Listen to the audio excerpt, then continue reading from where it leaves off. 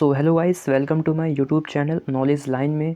और हम इस वीडियो में बात करेंगे अपने जीके के क्वेश्चनों की, जो कि एग्ज़ाम में हमें कई बार देखने को मिलते हैं। देखो, पहला क्वेश्चन दिया गया है कि उत्तर पूर्व भारत में स्थित असम का एक प्रसिद्ध नृत्य रूप है जिसका अर्थ है शरीर का नृत्य। तो आपको ये बताना है कि इनमें से कौन सा असम का एक नृत्य है। ठीक है, तो ऑप्शन आपके सामने है, तो क्या होगा इसका राइट आंसर।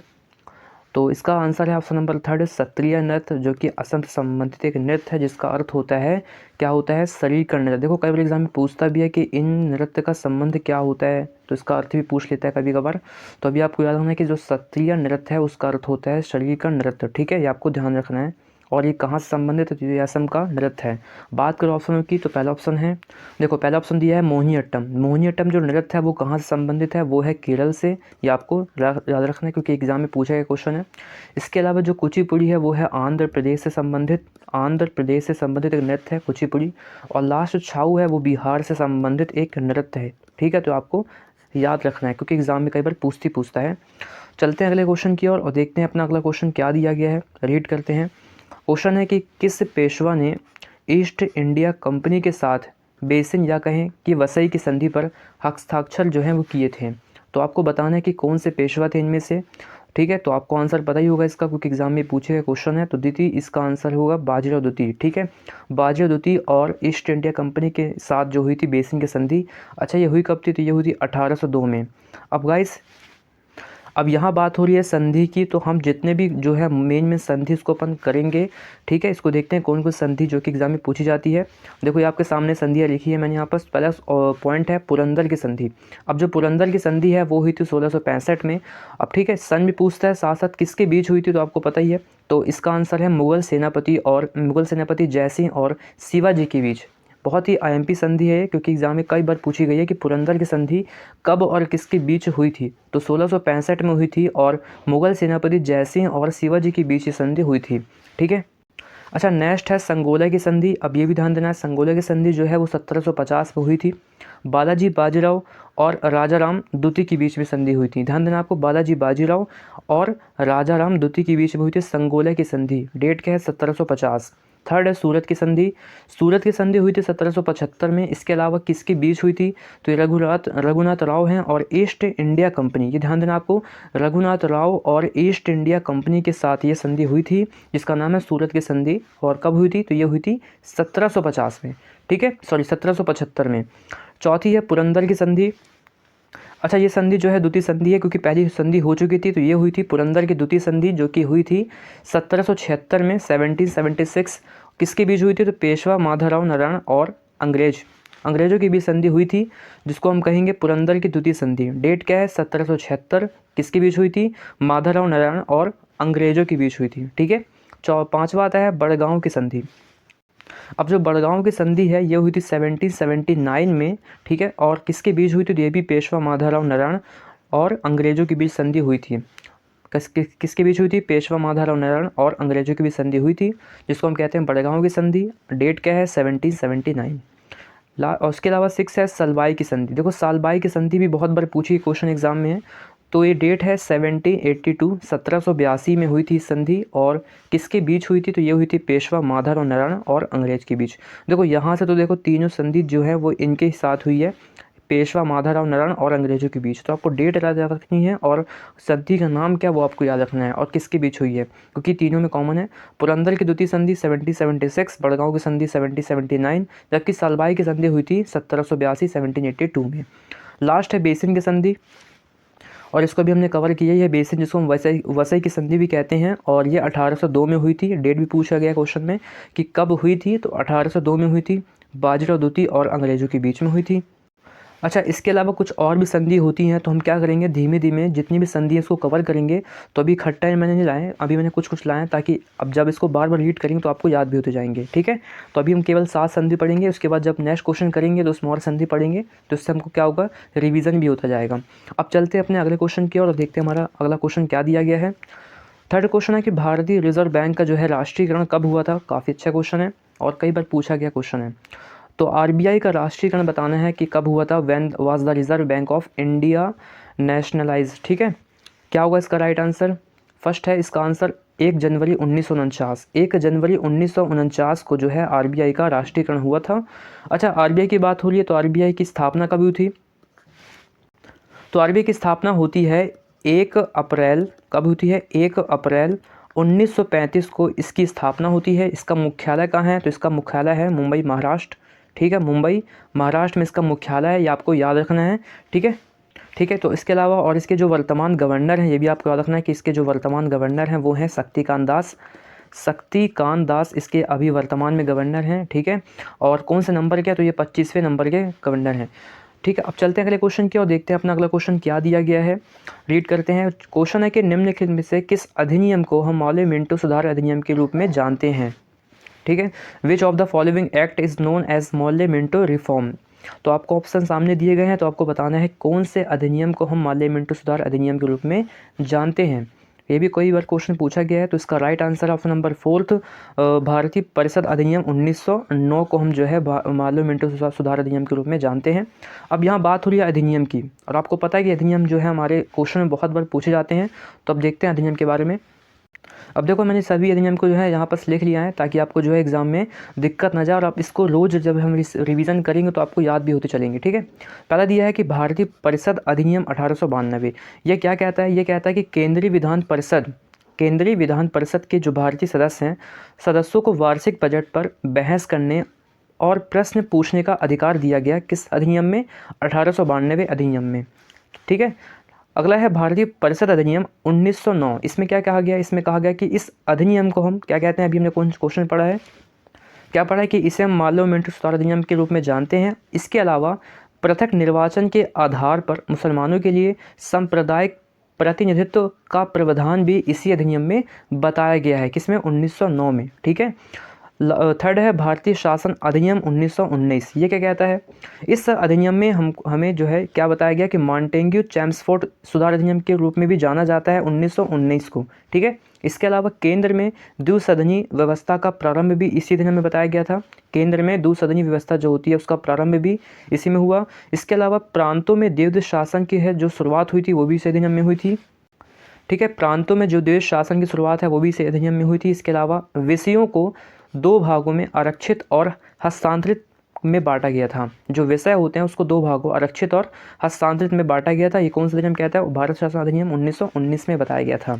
इसके अलावा चौथा अधिनियम एक और है, उसको भी देख लेते हैं। यह है भारतीय शासन अधिनियम 1935। इसमें क्या क्या कहा गया है कि केंद्र में संघात्मक सरकार की स्थापना की गई।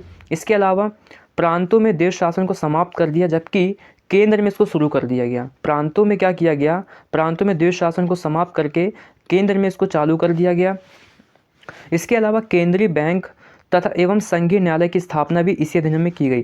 केंद्रीय बैंक और संघीय न्यायालय की स्थापना भी इसी अधिनियम में की गई थी। बर्मा को भारत से अलग किया गया। क्या किया गया? बर्मा को भारत से अलग किया गया इसी अधिनियम के तहत। सिंध एवं उड़ीसा नामक जो नए प्रांतों का निर्माण भी किया गया। सिंध और उड़ीसा नामक नए प्रांतों का निर्माण भी इसी अधिनियम में किया गया। देखो, काफ़ी जो ज़्यादा एमपी जो है पॉइंट हमने यहाँ लिए हैं, क्योंकि जो भी क्वेश्चन एग्जाम में देखो मिलते हैं तो कोई ना कोई क्वेश्चन तो हमको मिल जाते हैं यहाँ से। ठीक है, तो आपको इसको जो है हम इसको रोज़ रिवीजन करेंगे ताकि हमें जो है इसको याद भी होते चलें। अब चलते हैं अपने अगले क्वेश्चन की और देखते हैं अगला क्वेश्चन क्या है। क्वेश्चन दिया गया कि विजयनगर साम्राज्य में आय का जो है प्रमुख स्रोत क्या था। अब यहाँ बात हो रही विजयनगर साम्राज्य की, तो इसका आपको आंसर बताना है कि इसमें जो आय का प्रमुख स्रोत वो क्या था। ऑप्शन आपके सामने दिए गए हैं। आंसर है भू राजस्व। क्या है? भू राजस्व। तो इसमें जो है बात हुई है विजयनगर साम्राज्य की। तो अब देखते हैं विजयनगर साम्राज्य के बारे में क्या है इसकी कहानी और क्या क्या पॉइंट हमको ज़रूरी है पेपर के लिए। देखो, विजयनगर साम्राज्य की बात हो रही है। इसमें हम बात करेंगे कि देखो ये दक्षिण भारत का एक हिंदू राज्य हुआ है और इसकी स्थापना होती 1336 में। डेट भी पूछता है कि विजयनगर साम्राज्य की स्थापना कब हुई, तो 1336 में इसकी स्थापना होती है। और किसने की है? तो संगम वंश के 2 व्यक्ति हैं, हरिहर और बुक्का। हरिहर और बुक्का ने इसकी स्थापना की और ये संगम वंश से बिलोंग करते हैं, ये भी आपको ध्यान देना है। विजयनगर साम्राज्य में 4 वंश का उदय होता है, जिसमें पहला आते हैं संगम वंश, दूसरे आते हैं सुलु वंश, तीसरा आता है तुलु वंश और अरवेडु वंश चौथा आता है। देखो इसका क्रम पूछता है तो संगम वंश फर्स्ट में है, सुलु वंश सेकेंड में है, थर्ड में है तुलु वंश और फोर्थ में है अरवेडु वंश। ठीक है, इसके अलावा इसकी राजधानी जो है वो हम्पी है। ठीक है, इसकी राजधानी क्या है? हम्पी। और जो विजयनगर साम्राज्य है वो किस नदी किनारे स्थित है? तो यह भी आपको याद रखना, तुंगभद्रा नदी किनारे स्थित है। तुंगभद्रा नदी किनारे स्थित है विजयनगर साम्राज्य। और इसमें जो सबसे शक्तिशाली जो शासक हैं वो है कृष्णदेव राय। सबसे शक्तिशाली शासक कौन है? ठीक है, कृष्णदेव राय हैं। अच्छा, ये किस वंश से बिलोंग करते हैं? तो ये है तुलु वंश से। किससे हैं? तुलु वंश से बिलोंग करते हैं। इसके अलावा अच्छा, इन्होंने एक पुस्तक लिखी है। किसने? कृष्णदेव राय ने। उस पुस्तक का नाम क्या है? उस पुस्तक का नाम है अमुक्त मलयाद। क्या नाम है? अमुक्त मलयाद इस पुस्तक का नाम है। यह भी आपको ध्यान देना है। किस भाषा में है? तेलुगु भाषा में लिखी गई है पुस्तक। ठीक है, तेलुगु भाषा में लिखी गई पुस्तक है। और इन्हीं के दरबार में 8 कवि जो हैं वो भी रहते थे, जिसे हम अष्टदिग्गज के नाम से भी जानते हैं।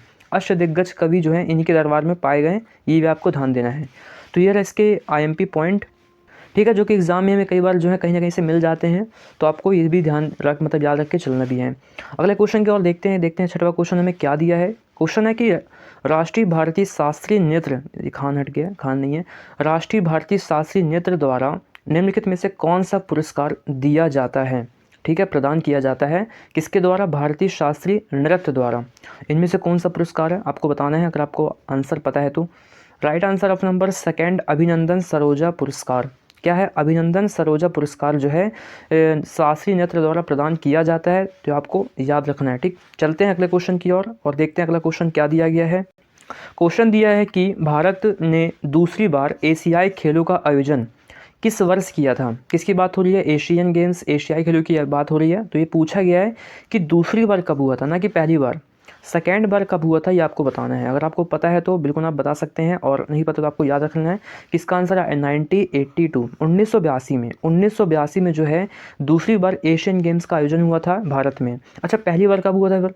अब एशियन गेम्स की बात हो रही है तो पहली बार कब हुआ है? पहली बार हुआ है ये 1951 में। देखो 1951 है। ठीक, 1951 में कहाँ हुआ था? नई दिल्ली में इसका आयोजन हुआ था भारत में। ठीक है, 1951 में इसका आयोजन हुआ था। अच्छा, अभी बात करें एशियन गेम्स की। एशियन गेम्स जो है अभी वर्तमान में कहाँ हुआ था? तो देखो ये इसका 19वां संस्करण था, जो कि अभी चीन के होंगजू में हुआ है। कहाँ पास हुआ है? चीन के होंगजू जो एक जगह है वहाँ पास इसका क्या हुआ है?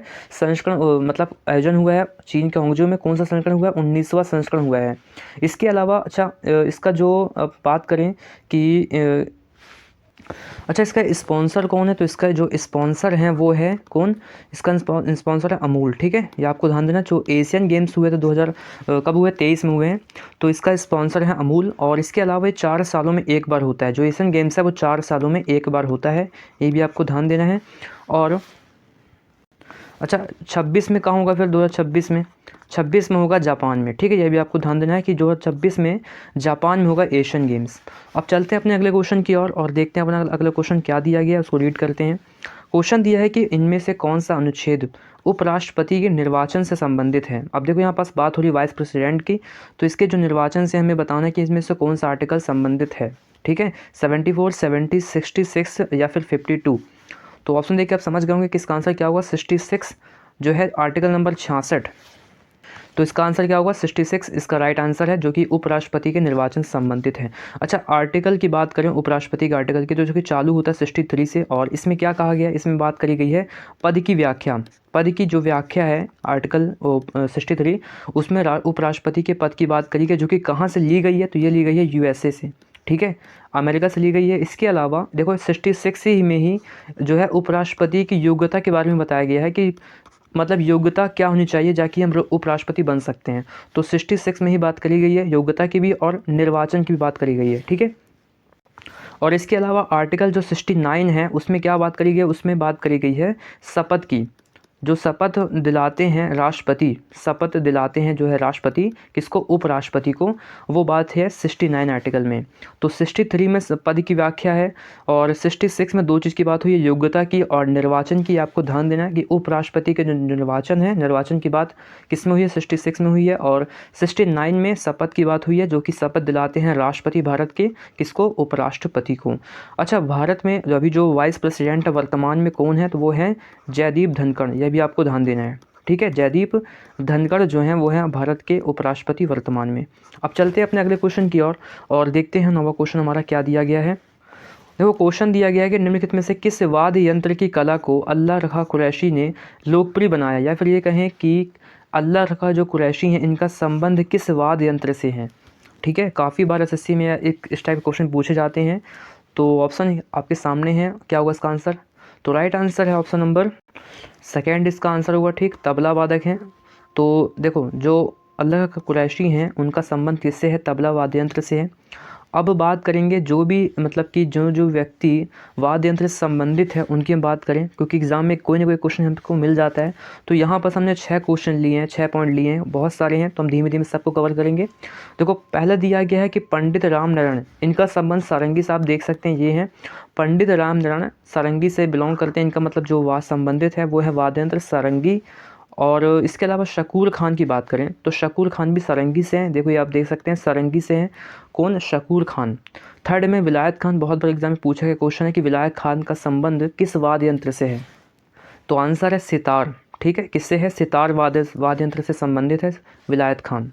14 है बिस्मिल्ला खान। बिस्मिल्ला खान जो है शहनाई वादक हैं। तो हर बार मतलब कई बार पूछा गया क्वेश्चन है कि बिस्मिल्ला खान का संबंध किस वाद्य यंत्र से? तो वो है शहनाई वादक, ये आप देख सकते हैं। 5वां है अन्नपूर्ण देवी। अन्नपूर्ण देवी जो है उनका संबंध सुरबहार से है। किससे है? सुरबहार से। और तोताराम शर्मा, इनका संबंध पखावज से है। किससे है? पखावज। तोताराम शर्मा, ये आप देख सकते हैं, इनका संबंध किससे है? पखावज से है। तो देखो यहाँ पर मैंने 6 पॉइंट लिए हैं। इसके अलावा अब धीमे धीमे सबको कवर करेंगे क्योंकि बहुत सारे पॉइंट हैं। तो धीमे धीमे हम जो है सबको याद कर लेंगे, क्योंकि हम जब इसको रोज़ रिविज़न करेंगे। ठीक है, अब चलते हैं अपने अगले क्वेश्चन की ओर और देखते हैं हमारा अगला क्वेश्चन क्या है। और ये हमारे इस वीडियो का लास्ट क्वेश्चन है। क्वेश्चन दिया है कि इंडिया गेट, जिसे अखिल भारतीय युद्ध स्मारक भी कहा जाता है, इसको किसने डिज़ाइन किया था? ठीक है, किसको? इंडिया गेट को। इनमें से किसने डिज़ाइन किया था? काफ़ी आसान क्वेश्चन भी है क्योंकि ये एग्ज़ाम में कई बार पूछा गया है। तो इसका answer option number first Edwin Lutyens. Edwin Lutyens ने ही क्या किया था? इसको डिज़ाइन किया था। किसको? इंडिया गेट को। अच्छा एक और चीज़ है कि जो भी पुराना संसद भवन था उसको भी डिज़ाइन किसने किया था? इन्होंने किया था। किसको? पुराने संसद भवन जो भी अभी था पुराना संसद भवन, उसको भी डिज़ाइन किसने किया था? एडविन लुटियंस ने ही किया था। ये भी आपको ध्यान देना है, पुराना संसद भवन। ठीक है, तो आशा करता हूँ आपको वीडियो अच्छी लगी होगी। और अगर वीडियो आपको पसंद आए तो प्लीज़ एक लाइक कर दीजिएगा और वीडियो को प्लीज़ शेयर कर दीजिएगा, काफ़ी मेहनत लगी बनाने के लिए। तो मिलते हैं ऐसे ही क्वेश्चन के साथ अगली वीडियो में, क्योंकि अभी एग्ज़ाम जो है मिलने वाले हैं। जीडी हो गया, यूपी कांस्टेबल हो गया, कई एग्ज़ाम आने वाले हैं जिसमें जीके क्वेश्चन भर भर के पूछे जाते हैं। तो अब चलते हैं, मिलेंगे अगली वीडियो में। Thank you.